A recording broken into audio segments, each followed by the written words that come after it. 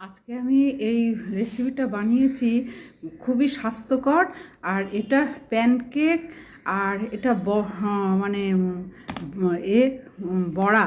হ্যাঁ, এটা আমি কনভেকশন মোডে করেছি, 200 ডিগ্রি সেন্টিগ্রেডে, এতে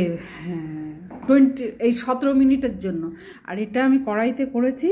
তার সঙ্গে আমি মশলার কতগুলো ওটস, ডালিয়া, তারপরে চালের গুঁড়ো, আর বিভিন্ন আলু, ধনেপাতা, ধনে, জিরে, গরম মশলা, একটু নুন, মিষ্টি, লঙ্কা সমস্ত দিয়ে মাখিয়ে, তার সঙ্গে 1 চামচ বেকিং পাউডার আর 2 চামচ দই মিশিয়ে, তারপরে খানিকটা আধা প্যানকেক কড়াইতে করেছি, আর আধা করেছি এরকম করে কনভেকশন মোডে।